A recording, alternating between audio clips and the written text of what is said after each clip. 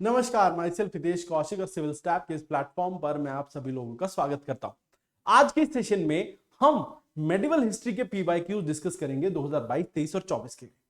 देखिए, क्लास शुरू होने से पहले मैं आपको एक चीज बता देता हूं कि हम यहां पर यूपीएससी सिविल सर्विसेज के लिए आपके लिए जो है वो तैयारी करा रहे हैं। यूट्यूब पर काफी सारे हमारे इनिशिएटिव्स फ्री चल रहे हैं, आप उनको अवेल कर सकते हैं, आप उनको देख सकते हैं यूट्यूब पर और आसानी से जो है वो आपको उनसे बहुत फायदा होगा आपकी तैयारी के लिए जो आप कर रहे हैं साथ में 2025 यूपीएससी प्रीलिम्स के लिए। तो देखें, मैं आपको बता देता हूं हमारे कौन कौन से इनिशिएटिव हैं। सबसे पहले तो हमारा एक महा मैराथन चल रहा है। हर सैटरडे हम उसे लाइव यूट्यूब पर करते हैं सुबह 8:15 बजे। इस महा मैराथन में होता क्या है मैं आपको बता देता हूं। महा मैराथन के अंदर हम हमारे सारी फैकल्टी अलग अलग सब्जेक्ट्स के लिए एमसीक्यूज आपके साथ डिस्कस करते हैं, जो भी जिस लेवल के आपके 2025 में पेपर में पूछे जा सकते हैं वो। ठीक है, तो हमारे सारे टीचर्स आपके साथ सुबह 8:15 जुड़ेंगे, एक एक करके सब आते जाएंगे और आपके साथ प्रीलिम्स के लिए एमसीक्यू डिस्कस करेंगे। और हर शनिवार सुबह 8:15 हमारा ये जीएस महा मैराथन शुरू हो जाता है। 12 बजे फिर हमारा सीसैट के लिए महा मैराथन चलता है, जिसमें हम इंग्लिश, रीजनिंग और मैथ्स कराते हैं, तो वो भी आप अटेंड कर सकते हैं। सैटरडे, हर सैटरडे होगा ये। ठीक है, तो जनवरी के मंथ से 2025 में शुरू हो चुका है, आप इसको जरूर अटेंड करें। उसके साथ हम और जो हमारे इनिशिएटिव है, तो प्रतिबद्ध सीरीज है हमारी, जिसमें आप मेंस के लिए तैयारी कर सकते हैं। सारे सब्जेक्ट्स के लिए हमारी प्रतिबद्ध सीरीज के जो मेंस का कंटेंट हमने अवेलेबल कराया है बच्चों के लिए, यूट्यूब पर क्लासेस अवेलेबल है, आप देख सकते हैं। साथ ही में हमारी एक सर्वधार सीरीज है, जिसमें हम करंट अफेयर्स डिस्कस करते हैं आपके साथ हर रोज मंडे टू सैटरडे, तो वो भी आप देख सकते हैं। वहां पर करंट अफेयर्स की क्लासेस होती हैं और वो भी आप अटेंड कर सकते हैं। उसके अलावा पंजाब पीसीएस एग्जाम के लिए हमने 9 जनवरी से एक प्रीलिम्स क्रैश कोर्स शुरू किया है, वो भी आपके लिए अवेलेबल है फ्री ऑफ कॉस्ट, आप उसे अवेल कर सकते हैं। और लाइव चलती हैं हमारी क्लासेस। 13 जनवरी से हमारी क्लासेस लाइव हो चुकी हैं। पहले 3-4 दिन हमने डेमो क्लासेस दी थी बच्चों को, अब आप लगातार उन क्लासेस को देख सकते हैं। 4 से 7 बजे शाम को होती हैं और हर रोज इसी तरीके से होती रहेंगी। 75 डेज के अंदर हम पूरा कोर्स आपके साथ जो है वो कर देंगे फिनिश। और इससे आपको बहुत फायदा होगा, क्योंकि जो दूसरे स्टेट पीसीएस दे रहे हैं वो भी सब इसको जो है वो देख सकते हैं, और यूपीएससी के लिए भी एक बेसिक आपकी तैयारी वहां से हो जाएगी, क्योंकि इसमें हम बड़े कॉम्प्रिहेंसिव तरीके से आपको तैयारी करा रहे हैं। चलिए, तो आज के सेशन को देख लेते हैं। आज का सेशन क्या है? आज का सेशन है मेडिवल हिस्ट्री के लिए प्रीवियस ईयर क्वेश्चंस 2022, 23, 24। कैसे मेडिवल हिस्ट्री के सवाल यूपीएससी ने पूछे थे 2022, 23 और 24 के पेपर में, वो देख लेते हैं। देखो, चलो शुरुआत करते हैं 2022 के सवालों से। कैसा सवाल पूछ रही थी यूपीएससी 2022 में मेडिवल हिस्ट्री से? ये देखो, ये था क्वेश्चन था कंसीडर द फॉलोइंग पेयर। अब देखो, यहां पर एक तरफ राजाओं के नाम लिखे हैं, एक तरफ उनके वंश के नाम लिखे, और पूछा गया था how many pair given above are correctly match. तो इनमें से कितने पेयर जो हैं वो सही तरीके से मैच किए गए, मैच थे। ठीक है, तो आपको बताना था। तो नानुका लिखा है चंदेला वंश, जय शक्ति लिखा है परमार वंश, नागभट्टा लिखा है गुज्जर प्रतिहार वंश, और भोज लिखा है राष्ट्रकूटा। अब इसको ना मैं आपको एक बार दिखा देता हूं ये क्या था। नानुका चंदेल वंश से ताल्लुक रखते थे, और यहां पे चंदेल वंश दिया, बिल्कुल ठीक है। चंदेल वंश से सेंट्रल इंडिया के 9वीं शताब्दी के राजा थे, बिल्कुल सही है। जय शक्ति परमार वंश से थे, 11वीं शताब्दी के राजा थे। ठीक है, जय शक्ति परमार वंश से थे, 11वीं शताब्दी के राजा थे, बिल्कुल ठीक है। और नागभट्टा टू गुज्जर प्रतिहार से नहीं जुड़े थे, बल्कि वो एक चालुक्यन राजा थे। नागभट्टा टू चालुक्यन राजा थे, ना कि गुज्जर प्रतिहार, तो ये गलत है। राजा भोज, भोज जो है वो परमार वंश के जो है राजा थे, ना कि राष्ट्रकूटा वंश के। तो भोज परमार वंश के थे। ठीक है, तो भोज परमार वंश के थे। ठीक है, तो यहां पे ये वाला ठीक है, ये वाला ठीक है, अगले दो गलत दिए हैं। तो कितने पेयर करेक्ट हुए? Only 2 pair are correct. ठीक है, तो सिर्फ 2 पेयर इसमें सही थे। ठीक है, तो ये सवाल पूछा गया था आपसे 2022। ठीक है, दूसरा देखें, अब देख लेते हैं आगे। इन medieval India fanam refer to, fanam जो दिया गया है यहां पर टर्म, ये क्या था? Clothing, coin, ornament, weapon. अब ये सवाल ना विजयनगर के संबंध में पूछा गया है। विजयनगर के पीरियड में सिक्के हुआ करते थे, फनम, पेड़ता, वरा, पगोड़ा, ये है भाई। तो फनम जो है 1/10 ऑफ पेड़ता, सबसे छोटी यूनिट हुआ करती थी। ठीक है, तो फनम सिक्का था। ठीक है, ठीक है। तो वरा या पगोड़ा का आधा होता था, जो आप ये कह लो कि वरा या पगोड़ा सोने का सिक्का था, इससे हाफ था पेड़ता। ठीक है, ठीक है। पेड़ता वॉज हाफ ऑफ वराह। ठीक है, और फनम छोटा सा था, वॉज 1/10 ऑफ पेड़ता। पेड़ता का 1/10, वरा या पगोड़ा का 1/20। ठीक है, तो ये ध्यान रखना।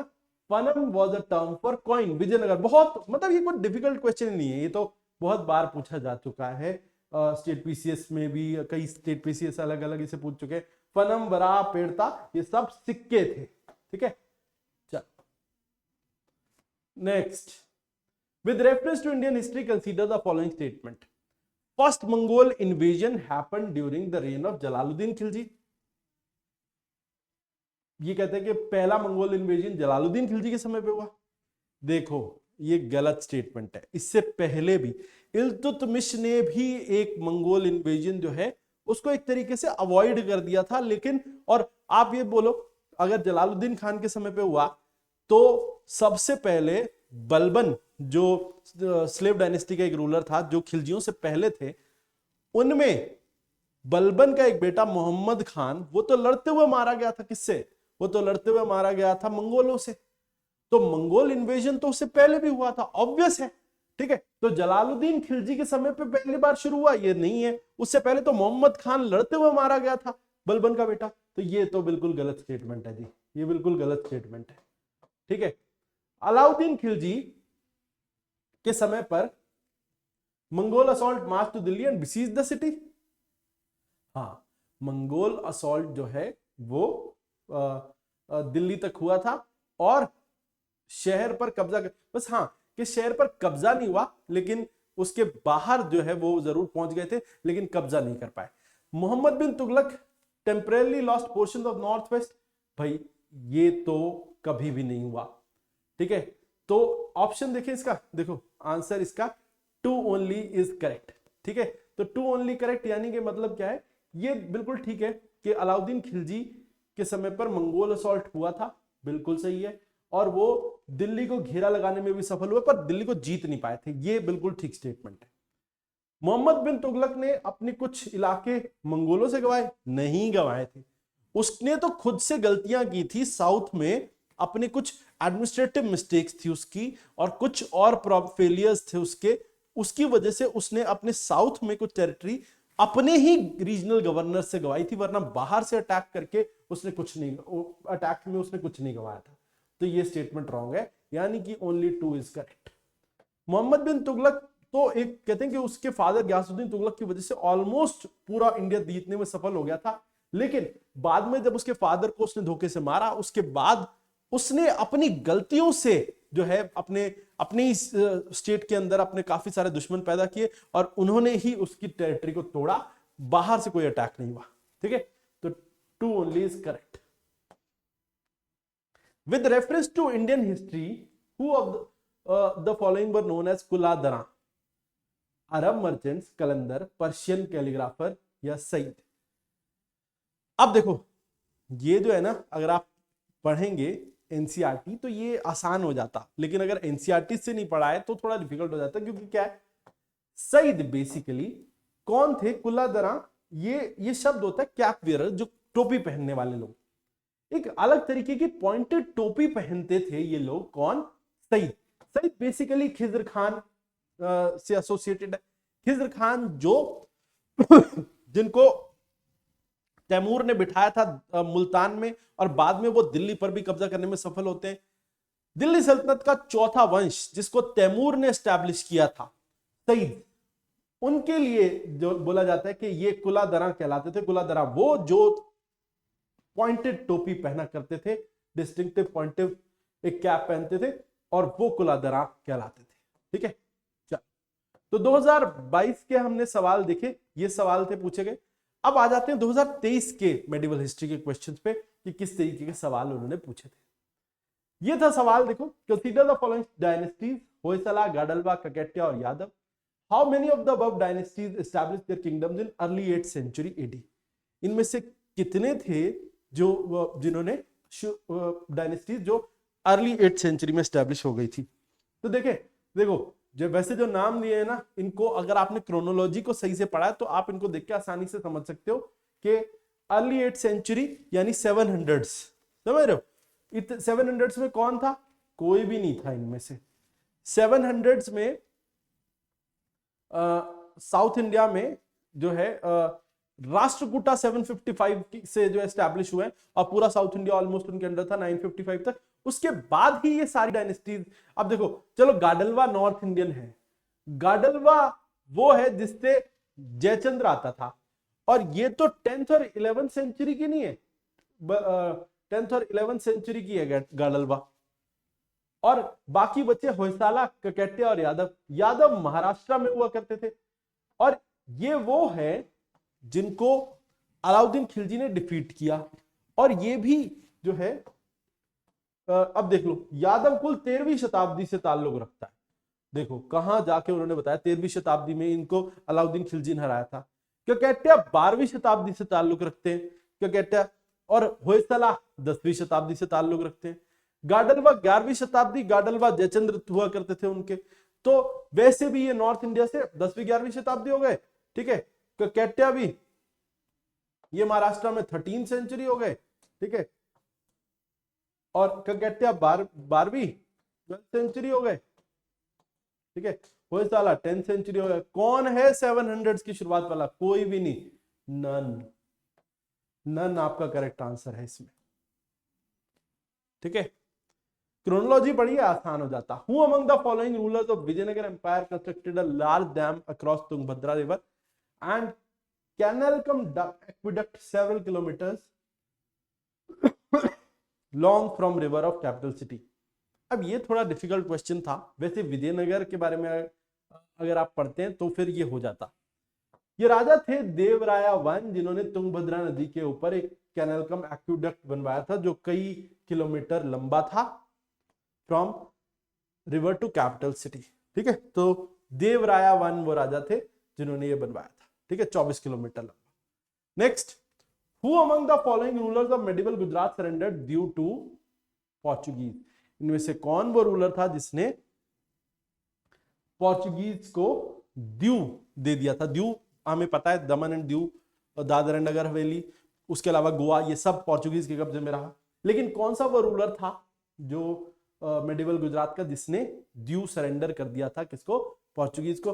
तो ये तो बहुत आसान है, आंसर इज बहादुर शाह। ठीक है, चल अब 2024 में जो मेडिवल हिस्ट्री के सवाल थे, ज्यादा सवाल थे ही नहीं, मैं आपको बता देता हूं। एक सवाल ये देख लें, ये कि which of the following rulers of medieval gave permission to Portuguese to build a fort at Bhatkal. तो कृष्णदेवराया थे राजा जिन्होंने पोर्चुगीज को 1510 में एक लगाने का, मतलब बेसिकली एक किला बनाने का इजाजत दे दी थी भटकल में। तो राजा कृष्णदेवराया इसमें आपका करेक्ट आंसर था। ठीक है, तो 2024 में एक ही सवाल था मेडिवल से, क्योंकि शायद उन्होंने मॉडर्न और जो है आर्ट एंड कल्चर पर उसमें ज्यादा फोकस कर दिया था। तो ये चेंज होता रहता है। एक बात ध्यान रखना कि जिस साल, देखो अब क्योंकि हिस्ट्री को एक ही सेक्शन की तरह लिया जाता है, जिस साल अगर मॉडर्न के सवाल ज्यादा हैं तो फिर ancient history, art and culture और मेडिवल के सवाल कम हो जाएंगे। जिस साल आर्ट एंड कल्चर के ज्यादा हैं तो बाकी दोनों सफर करेंगे। तो ये 3 सेक्शन हम कह सकते हैं, modern history, ancient, art and culture, और तीसरा मेडिवल। 3 सेक्शन में हम इन्हें बांट सकते हैं। तो वैसे तो अगर हम बांटे तो उन्हें 4 में बांटेंगे, पर एंशिएंट हिस्ट्री और art and culture very much entangled with each other, तो इसी वजह से हम उन्हें एक ही ले लेते। तो पर अगर आप देखें तो मेडिवल हिस्ट्री के जो सवाल हैं वो ऑल्टरनेटिव ईयर्स पर ज्यादा पूछे जाते हैं। तो यानी कि इस बार अगर एक सवाल था तो 2025 में चांसेस है कि 3 से 4 क्वेश्चन फिर आपको देखने को मिले। ठीक है, तो ये ध्यान रखना कि आप मेडिवल हिस्ट्री को इग्नोर नहीं कर सकते कि अगर 2024 में एक ही सवाल पूछा गया कि भाई इस बार छोड़ दें। ठीक है, तो ये ध्यान रखें, तो उसको भी आपको अच्छे से कर लेना होगा, क्योंकि ऑल्टरनेटिव ईयर्स पर ये सवालों की फ्रीक्वेंसी जो है वो बदलती रहती है अलग अलग पोर्शंस ऑफ हिस्ट्री के लिए। ठीक है जी, तो आज के लिए इतना ही, फिर मिलेंगे आपसे। जय भारत, जय हिंद।